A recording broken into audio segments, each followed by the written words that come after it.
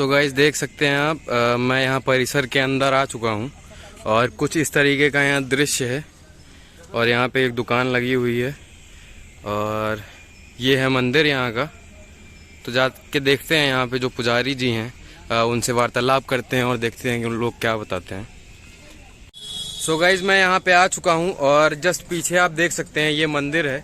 और यहाँ पे महंत जी से मेरी बात हो चुकी है, तो उन्होंने कहा है कि हमारे से वार्तालाप करेंगे और बताएंगे कि कबीरदास का क्या पूरा स्थलीय और पूरा हर चीज़ रही है। सो यहाँ पे दिखाता हूँ मैं आपको। देख सकते हैं ये है पूरा यहाँ का मंदिर और ऊपर यहाँ पे काफ़ी खूबसूरत गुंबद बना हुआ है जिस पे रेनोवेशन का काम हो रहा है और यहाँ पे कारीगर लगे हुए हैं। जस्ट सामने वहाँ पे पुजारी जी खड़े हैं, उनसे भी हम बात करेंगे। और ये भाई लोग सेल्फी लेते हुए यहाँ पे। और जस्ट यहाँ परिसर के जस्ट बगल में आप देख सकते हैं एक और मस्जिद टाइप की है। मैं जाके पूछता हूँ इनसे कि ये कौन सी चीज़ है और यहाँ पे क्या है, यहाँ का महत्व है। और काफ़ी बड़े एरिया में पूरा परिसर है और काफ़ी खूबसूरती से ये इसको निर्माण किया गया है और काफ़ी पहले के समय में ही निर्माण किया गया होगा। सो इस तरीके से यहाँ पे हम प्रवेश करेंगे मंदिर के अंदर और कुछ इस तरीके से यहाँ का परिसर है। और ये काफ़ी सुंदरता से यहाँ पे हर एक चीज़ का ध्यान रखा गया है, चाहे वो यहाँ की जानकारी जो दीवारों पे लिखी हो, यहाँ के फूल हों, और यहाँ की व्यवस्था हो, यहाँ की लाइट हो। और ये रहे महंत जी जो कि यहाँ का चैनल खोल रहे हैं। और ये है मंदिर। मैं ज़्यादा अंदर नहीं जाऊँगा, बस आपको बाहर बाहर से दिखाता हूँ। ये कबीरदास जी की तस्वीर है। और मान जी ये क्या है, मतलब ये नीचे में ये वाला चित्र। अच्छा, तो ये इस तरीके से कुछ आप देख सकते हैं, यहाँ का पूरा अंदर का नज़ारा है। और ये रहा ऊपर जो झूमर लटका हुआ है, ये भी काफ़ी अच्छी शोभा बढ़ा रहा है।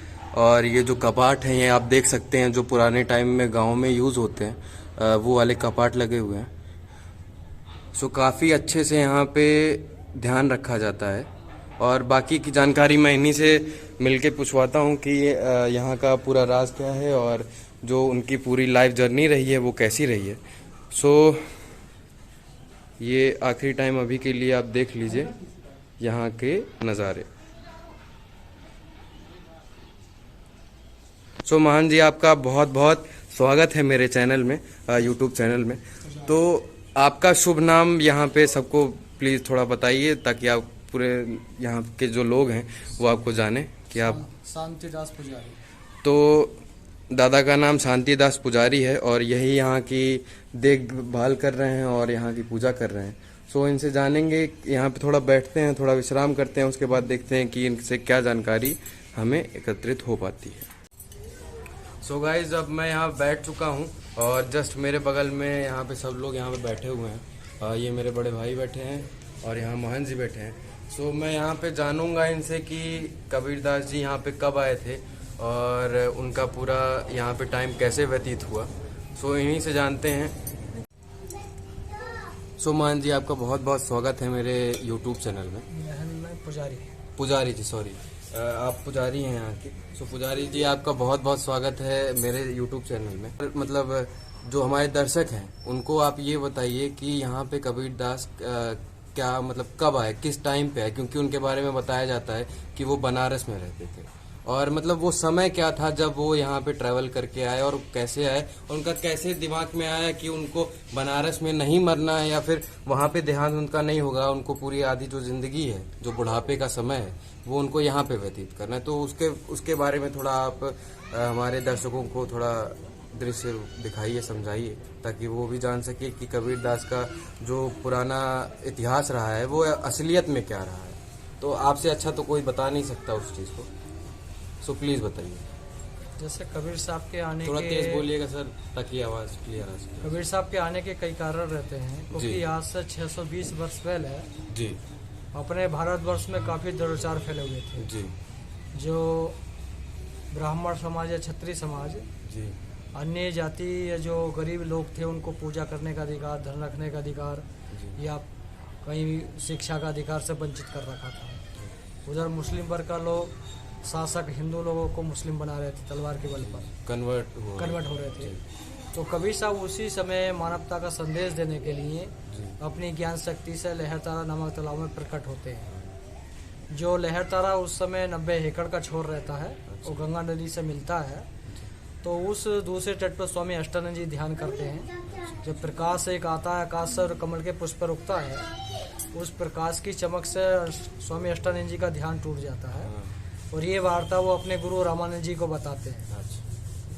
तो रामानंद जी कहते हैं कोई ना कोई किसी महापुरुष का अवतरित हुआ है जगत कल्याण करने के लिए। उसी दिन ब्रह्म मुहूर्त में नीरू नीमा दंपति जुलाए। नीरू अपनी पत्नी को पहली बार मलवाड़ी से कबीर चौरा लेके आ रहे थे। तो उस जेठ का मौसम था, गर्मी का, पानी पीने की जिज्ञासा लगती है। तो पानी पीने का साधन उस समय नदी या तालाब रहता है। तो उनकी पत्नी पानी पीने के लिए तालाब में जाती है, लहरतारा में। तो देखती है कमल के पुष्प पर एक होनहार बच्चा जिसके दिव्य आसपास प्रकाश होता है।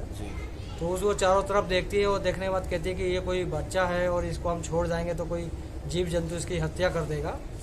उनके हृदय में ममता का प्रेम उत्पन्न हो जाता है। तो आपस में दोनों में विवाद भी होता है, लेकिन बाद में समझौता हो जाता है कि सतता आप जानते हैं और मैं जानती हूँ, ईश्वर जानता है कि मुझको समाज से क्या लेना देना। उनके पति को कहना था कि अगर आप पहली बार मैके से ससुराल जा रही हैं, सामाजिक लोग क्या कहेगा। तो उन्होंने कहा कि मुझको समाज से कोई लेना देना नहीं। तो नीरू और नीरव दंपति जुलाए दोनों मिलकर उन बालक रूप में कबीर साहब को उठा लेते हैं। वही कबीर चौरा बनारस में उनका लाना पालन कबीर। अच्छा, वो तब के समय में यहाँ उठा के लाते हैं। हाँ, और तब से बनारस में ही जी। कबीर चौरा में ही, और जो कबीर चौरा में नीरू टीला है वहीं कबीर साहब का लालन पालन होता है। वहीं से देश दुनिया में प्रचार प्रसार करते हैं। इधर कैसे कबीर साहब आते हैं जी, क्योंकि इधर जैसे कबीर साहब के समकाल से पहले बौद्धी संत लोग रहते हैं, बौद्ध भिक्षुक, जो लुम्बिनी से लेकर बोधगया के लिए पैदल आते जाते रहते हैं। तो इस क्षेत्र के जो लुटेरे लोग होते हैं उन संतों को परेशान करते हैं। तो बौद्ध धर्म के संत लोग इस क्षेत्र का नाम मारघाट डाल देते हैं। मार्ग माने रास्ता, हर माने समान।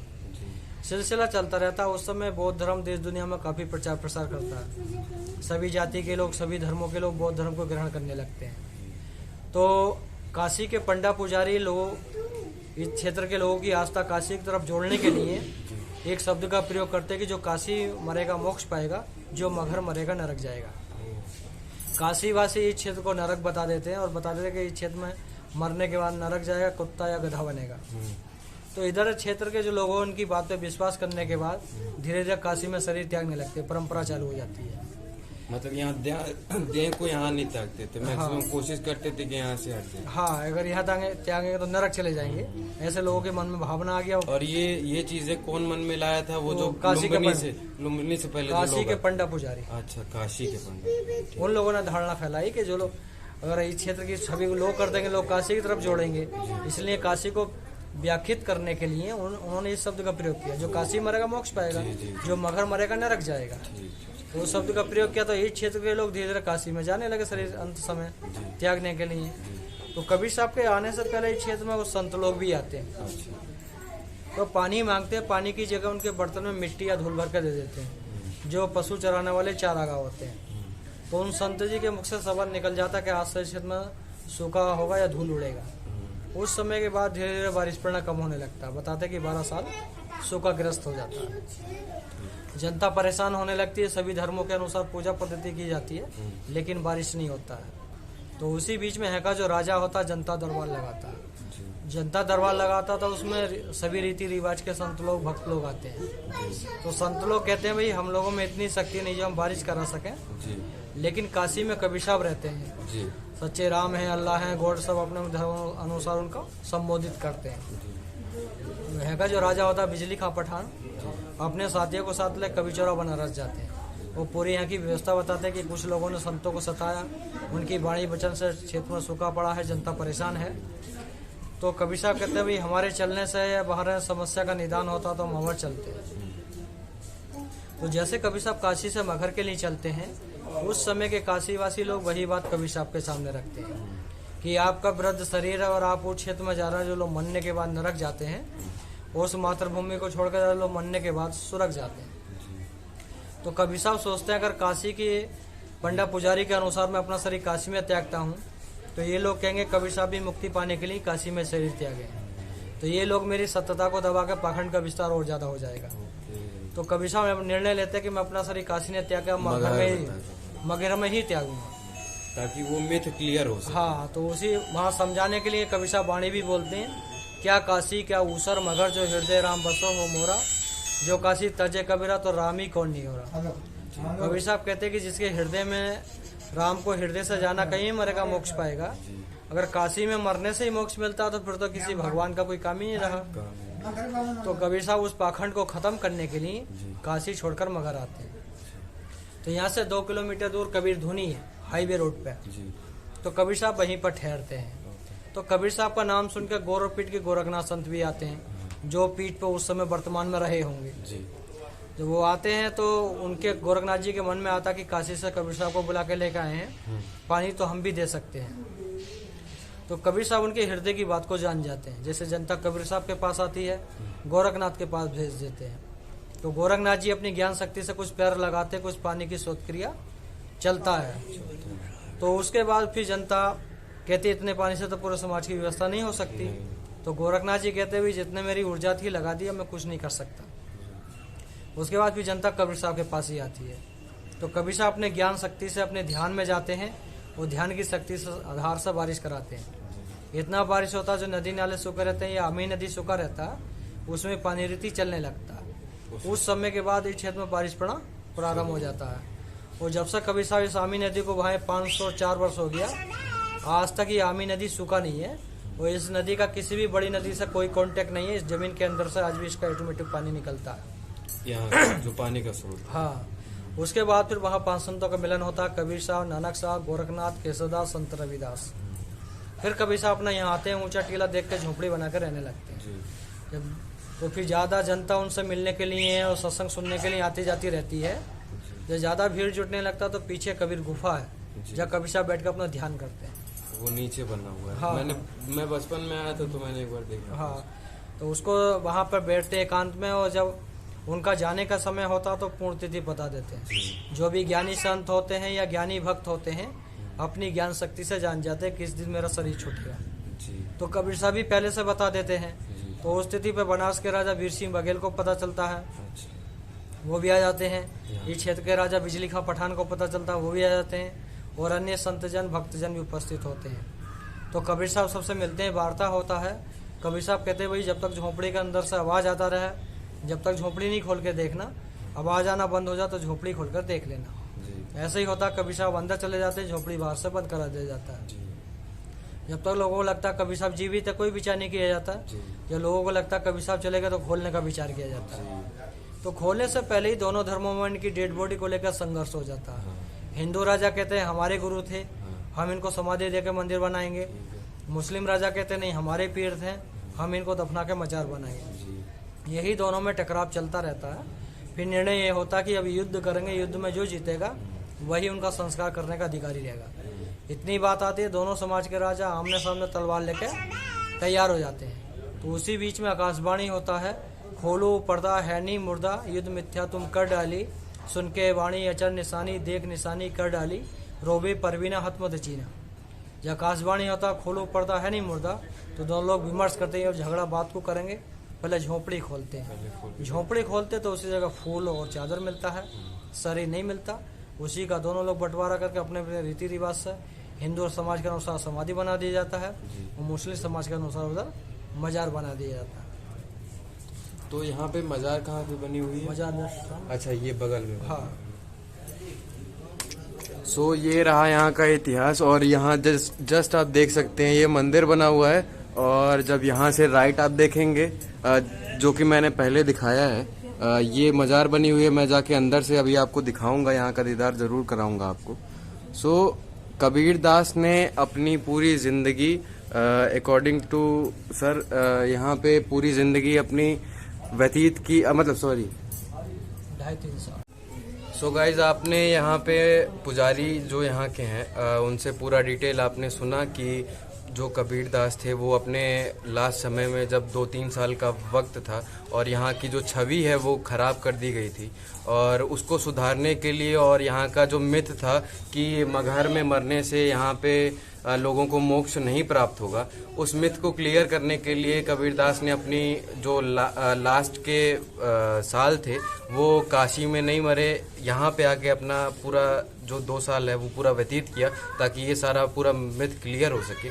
यहाँ से मैं उठता हूँ, आपको दिखाता हूँ कि वो गुफा कहाँ पे है। आई थिंक शायद पीछे के साइड में पड़ेगी ना, वो पीछे के साइड में पड़ेगी। 2x2 का एक छोटा सा कमरा है, मैंने पहले देख रखा है। और उससे पहले मैं आपको ले चलता हूँ, मैं दिखाता हूँ ये जो बगल में मज़ार बनी हुई है। सो यहाँ पे बहुत शांति भी मिली, बहुत अच्छा भी लगा क्योंकि मैं इसी धरती का हूँ और अप्रॉक्सीमेटली मैं 2-3 साल बाद यहाँ पे आया हूँ। और आगे दिखाते हैं गाइस कि मज़ार में हमें क्या मिलता है। और पुजारी जी का बहुत बहुत शुक्रिया, तहे दिल से शुक्रिया कि आप लोगों को और हमारे समाज को जो कबीर दास का लाइफ स्टाइल रहा और जो उनके मतलब जो उन्होंने अपनी सारी शिक्षाएं दी हैं समाज को, वो सारी चीज़ें इन्होंने बताई कि कैसे वो किस हिसाब से वो सोचते थे। तो ये सुन के बहुत अच्छा लगा। सो यहाँ से निकलते हैं, देखते हैं मज़ार की तरफ क्या हम दिखा सकते हैं आपको। और यहाँ पे कुछ बुक्स भी अवेलेबल हैं जो कि उनके बारे में बताती हैं कि वो कब आए, क्या आए, और उनके सारे दोहे जो हैं वो भी सारे उसमें लिखे हुए हैं। सो यहाँ से निकलते हैं, देखते हैं कि हम आपको क्या आगे दिखा सकते हैं। तब तक के लिए आप आगे की वीडियो एंजॉय करिए। मिलते हैं शॉर्ट ब्रेक के बाद। सो गाइज मैं यहाँ से निकल रहा हूँ और लास्ट बार आप यहाँ के दर्शन कर लीजिए। और ये रहा यहाँ का कपाट, ये रहा यहाँ का मंदिर।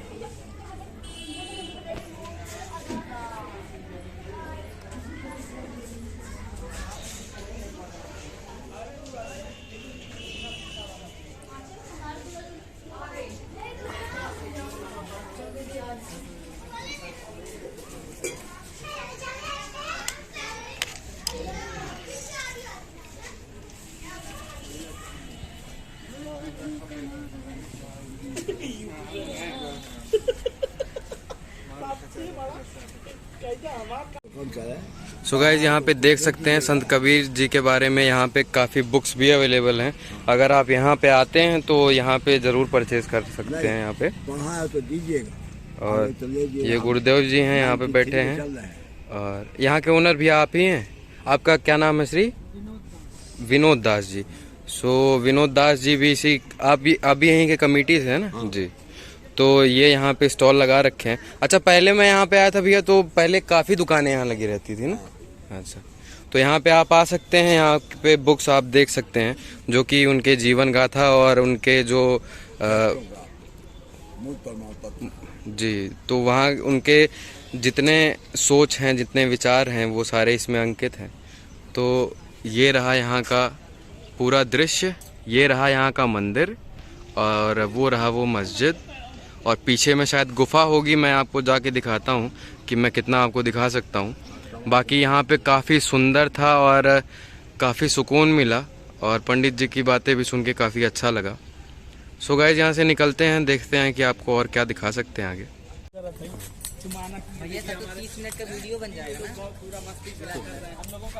सो गाइस जैसा कि आप देख सकते हैं मैं यहाँ लेफ्ट आ चुका हूँ, और ये रही वो मज़ार, और वहाँ जस्ट बगल में मंदिर है, और ये बगल में भाई सब लोग खड़े हैं यहाँ पे और ये मस्ती करते हुए। ये रहे बड़े भाई, वो भी बड़े भाई, और पीछे भाई के पीछे आप देख सकते हैं कि ये पूरा मंदिर है और इस साइड पूरा कब्र है। आई मीन टू से कि यहाँ पे मज़ार बनी हुई है, और ये पूरा रास्ता जो लेफ्ट हैंड साइड जाता है बाहर की साइड, और ये पूरा परिसर कुछ इस तरीके का था। मैं आपको लास्टली ले जाके दिखाता हूँ कि गुफा कहाँ पे पड़ेगी।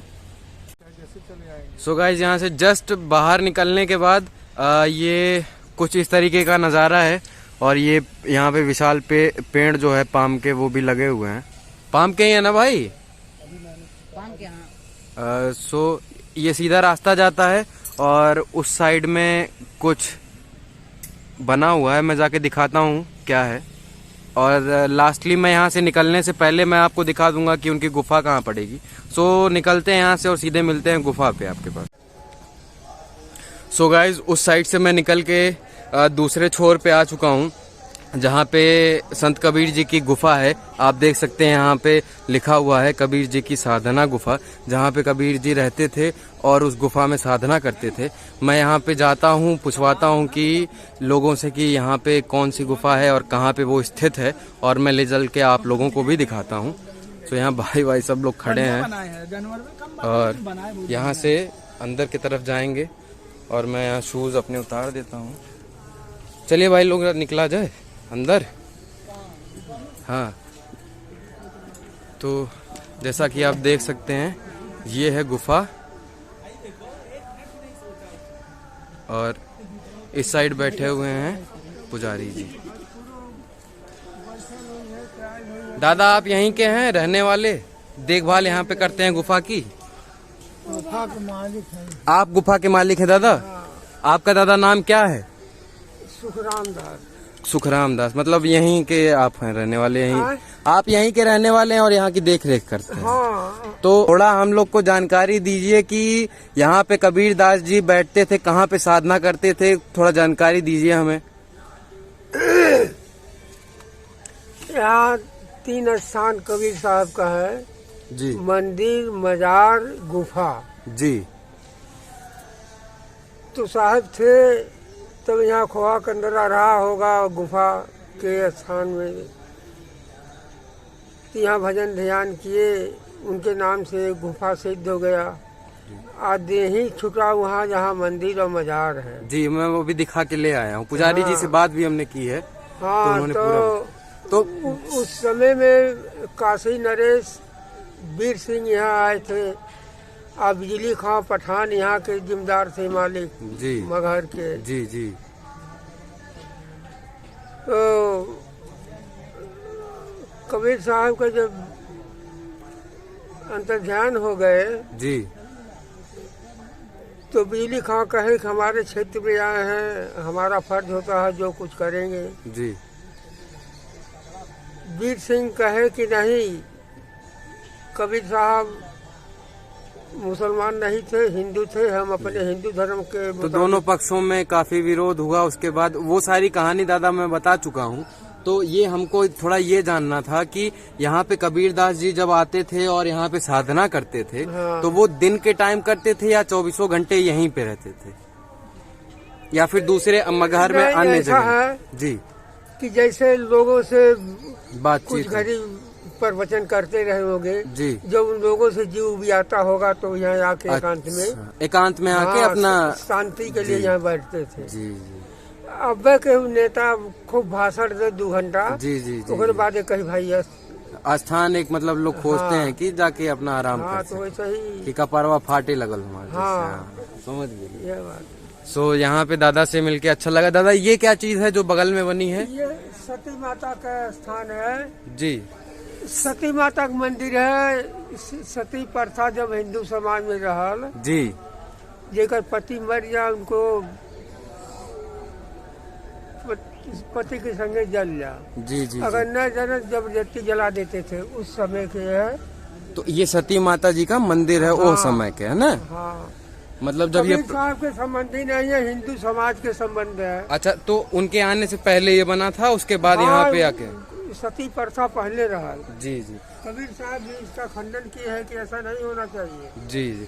तो यहाँ पे जो आप मंदिर देख सकते हैं, ये सती माता जी का मंदिर है, और इस बात का विरोध कबीर दास जी ने भी किया था कि जो जिसके पति मर जाते हैं और उसके बाद उनको भी जला दिया जाता है, ये पूरा जो नियम और कानून पुराने लोगों के द्वारा बनाया गया था, उस चीज़ का पालन ना हो और आगे इन फ्यूचर भी ना हो, क्योंकि ये चीज़ बहुत गलत है। सो गाइज चलते हैं। और दादा ये चीज़ क्या है जो सामने में? अच्छा, सो ये जो आप आगे देख रहे हैं, ये जो छोटा सा मकान बना हुआ है, इसमें कबीर दास जी विश्राम करते थे, आराम करते थे। और जस्ट बगल में आप देख सकते हैं ये जो जगह बनी हुई है, इसके अंदर गुफा है। मैं आपको ले जाके दिखाऊंगा ज़रूर, और चारों तरफ से मैं दिखा देता हूँ। ये रही इसकी बाउंड्री, और ये दोनों साइड से रास्ते हैं जाने के। एक साइड से निकल के और एक साइड को आप वापस आ जाओगे। और पीछे ये एकेडमी बनी हुई है जो कि हाल फिलहाल में ही बनाई गई है कबीरदास उन्हीं के नाम पे। और ये है कुछ इस तरीके से यहाँ का व्यू। सो हम यहाँ से अंदर चलते हैं और दिखाते हैं कि हम क्या दिखा सकते हैं आपको। और ये रहा यहाँ का प्रवेश द्वार, काफ़ी छोटा है क्योंकि मेरी हाइट काफ़ी बड़ी है। और इस तरीके से आप देख सकते हैं कि सीढ़ियाँ नीचे की तरफ गई हुई हैं। और बाबा बाहर बता रहे थे कि जब गांव में सबसे मिलने के बाद कबीरदास जी थक हार के परेशान होते थे या फिर साधना करने का मन होता था तो वो यहीं पे आते थे। और देख सकते हैं ये कितना नैरो जगह है, कितनी पतली जगह है, छोटी सी। और तब के टाइम में ये कितना उतना डेवलप भी नहीं होगा। अभी तो इसमें लाइट लगा दी गई है और पक्का कर दिया गया है। सो अंदर देख सकते हैं ये जो स्थल है, आपको पूरा लाइव दिखा रहा हूं मैं। सब पता नहीं दिखाते हैं कि नहीं, किसी ने वीडियो बनाई नहीं होगी। बट ये जो जगह है आपके सामने, ये जो जगह है, यहाँ पे कबीरदास जी बैठते थे और विश्राम करते थे, ध्यान लगाते थे। और लोगों को जब समझाना होता था तो यहाँ से निकल के जाते थे बाहर की ओर और वहाँ पे अपना ज्ञान को बांटते थे और जो भी इनके पूरे काम होते थे ये करते थे। सो ये है यहाँ पे कमरा, छोटा सा कमरा है। कमरा क्या कह सकते हैं, इसको गुफा के नाम से जाना जाता है। और यहाँ पे कबीरदास जी रहते थे कुछ इस तरीके से। ये बहुत छोटा सा जगह है, मैं झुक के यहाँ पे दिखा रहा हूँ आपको। और ये रहा कुछ इस तरीके का यहाँ का खूबसूरत और मनमोहक नजारा। और ये पादुकाएं रखी हुई हैं कबीरदास जी की, तो यहाँ चरण स्पर्श करते हैं। और ये रहे कबीरदास जी। और किसी टाइम में, आज से बहुत सालों पहले, बहुत वर्ष पहले, कबीर जी यहीं पे बैठे रहते थे। सो आपको मैं यहाँ के जो अच्छी अच्छी तस्वीरें हैं मैं आपको दिखा रहा हूँ। सो और यहाँ से जस्ट इस साइड से रास्ता आया है ऊपर से, और यहाँ से जस्ट होके ये रास्ता यहाँ से बाहर जाता है और यहाँ से निकलते हुए हम गुफा से बाहर निकल जाएंगे। सो गाइज ये रहा कबीरदास जी का पूरा स्थली और यहाँ की पूरी कहानियां। मैं निकलता हूँ यहाँ से और दिखाता हूँ कि आपको आगे कुछ दिखा पाता हूँ या नहीं। पूरा डिटेल यहीं तक था। सो गाइज यहाँ पे मैंने आपको सब कुछ दिखा दिया है। मैक्सिमम जो प्लेसेस थी यहाँ पे जहाँ पे कबीरदास जी रहते थे, मंदिर और जो मस्जिद है। ये पिंटू भाई अपना पीछे खड़े हैं और इधर बड़े भाई अपने खड़े हैं और वो छोटू पता नहीं शायद गुफा में घुस गया, उधर से निकला है। तो हेलो गाइज, और यहाँ से हम लोग निकल रहे हैं, सीधा प्रस्थान करेंगे अपने शहर की तरफ और फिर किसी नए वीडियो में मिलते हैं। काफ़ी अच्छा लगा मुझे आके, काफ़ी शांति मिली यहाँ पे और आप लोगों को भी यहाँ पे अच्छा लगा होगा काफ़ी। तो मिलते हैं नेक्स्ट वीडियो में, तब तक के लिए सब्सक्राइब करिए, शेयर करिए और फैलाइए मेरी वीडियो को और फेमस करिए थोड़ा यार, और सब्सक्राइब करिए, शेयर करिए, ताकि मैं ऐसी बहुत सारी जो अनगिनत अच्छी अच्छी जगह हैं मैं आपको और अच्छी वीडियो डाल सकेंगे। और आगे भी जब हम लोग ट्रिप वगैरह करने वाले हैं तो भाई भी बोला है कि अगर तू नेपाल जा रहा है तो वहां से जब वापस आई हो तो पाँच दिन पहले बता देना। तो ये सारे जो भाई दिख रहे हैं उधर और ये अपने बड़े भाई, ये सब वहीं पे मिलेंगे तो काफी चिल करेंगे जब अपने ही यार भाई लोग रहते हैं साथ में ना। आपको एक नेपाल की विजिट की अच्छी वीडियो देखने को मिलेगी। अच्छी, बहुत अच्छी, मतलब पूरा एक सीरीज आने वाला है 3000 किलोमीटर का, तो मजा आने वाला है। सब्सक्राइब करिए, शेयर करिए, फिर मिलते हैं किसी वीडियो में। तब तक के लिए गुड बाय, टेक केयर सबका। तो गाइस जैसा कि आप देख सकते हैं मैं यहाँ से निकल रहा हूँ और गोप्रो मैंने माउंट कर लिया है और यहाँ पे पूरा मैंने सेटिंग बना ली है। सो यहाँ से निकलते हैं और चलते हैं अपने बाइक पे और बाहर का व्यू दिखा दूंगा थोड़ा सा। फिर यहाँ से सीधे निकल जाएंगे घर की तरफ, क्योंकि गोप्रो की जो बैटरी है वो भी 40% चार्ज है। जितना हो पाएगा मैक्सिममली वो करूँगा। और ये रहा यहाँ का मंदिर और ये रहा यहाँ का परिसर। काफ़ी सुंदर और मनमोहक नज़ारे रहे यहाँ के। और यहाँ से मैं नीचे की तरफ जाऊँगा। वो बाहर खड़ी रही अपनी बाइक और ये रहा मेरे भाई लोग आते हुए पीछे से। चलते हैं बाहर की तरफ और दिखाता हूँ कि इधर क्या है क्या नहीं है। और काफ़ी अच्छा नज़ारा रहा यहाँ पे, मज़ा आया। आप लोगों को काफ़ी मज़ा आएगा, कमेंट करके ज़रूर बताइएगा। यहाँ का ये परिसर का गेट है, मेन गेट। और यहाँ से जस्ट जब बाहर आओगे आप तो आप यहाँ से देखोगे वो राइट साइड में भोलेनाथ का मंदिर है, और यहाँ पे लेफ्ट हैंड साइड पे यहाँ पे जो लोग मृत हो जाते हैं उन लोग की लाशें वगैरह जलाई जाती हैं। और यहाँ पे मैं दिखाता हूँ, कुछ इस तरीके का नज़ारा है। और ये पूरी नदी जग गई हुई है यहाँ पे, और वो दूर देख रहे हैं वहाँ पे गुरुद्वारा बना हुआ है, और ये पुराना पुल है जो कि सीधा ले जाके उस साइड मिलाता है। सो काफ़ी सुंदर नज़ारा यहाँ का रहा। निकलते हैं यहाँ से और चलते हैं अपने बाइक पे, देखते हैं कि आगे क्या मिलता है। उस साइड से निकलेंगे और हाईवे से निकल के हम लोग सीधे घर की तरफ निकल जाएंगे। मिलते हैं फिर गाइस दूसरी वीडियो में, तब तक के लिए ख्याल रखिए, ध्यान रखिए और शेयर करते रहिए। जब मैं यहाँ से निकल रहा हूँ और मेरे राइट साइड में ये घाट है, जैसा कि आप देख सकते हैं ये वीडियो में, और यहाँ पे लाशें वगैरह फूकी जाती हैं। मैं दिखा के आ रहा हूँ, 1 मिनट रुकिए, नहीं यहीं रुकिए बस। सो गाइस जैसा कि आप देख सकते हैं ये पूरा यहाँ पे रास्ता जाता है, और ये काफ़ी खूबसूरत भी लग रहा है। अब पेंटिंग भी हो चुकी है, और उस एरिए में वहाँ पे जो लोग मृत हो जाते हैं उनकी लाशों को जलाया जाता है, हिंदू जो धर्म और रीति रिवाज हैं। और ये जो सीधा रास्ता है, जब आप मगहर से एंट्री होगे और जब यहाँ से निकलोगे ना, तो ये सीधा रास्ता आपको हाईवे पे ले जाएगा। अगर आप राइट साइड जाओगे तो आप गोरखपुर पहुँच जाओगे, अगर लेफ़्ट साइड जाओगे तो आप खलीलाबाद, संत कबीर नगर और लखनऊ की साइड बढ़ जाओगे। सो मैं निकल रहा हूँ अब घर की तरफ, और देखता हूँ कि कुछ चाय पानी नाश्ता करके यहाँ से निकल जाऊँगा। तो ये रहा था पूरा वीडियो यहाँ का, और होप करता हूँ कि आप लोगों को भी काफ़ी मज़ा आया होगा। मिलते हैं फिर गाइस किसी नई वीडियो। देख सकते हैं ये रहा, ये महादेव जी, ये महादेव बीच में बने हुए हैं, और ये रही एकेडमी जो स्कूल बना हुआ है संत कबीर जी का, उन्हीं के नाम पे। और ये रहा यहाँ का खूबसूरत नज़ारा।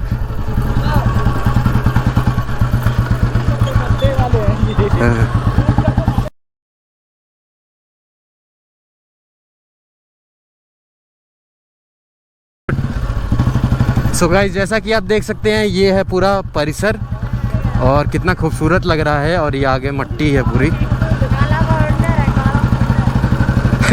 सो गाइस ये काला वांडर में हम लोग निकल रहे हैं फिर। अरे यार इन लोग धूल उड़ा दीन यार, अरे यार।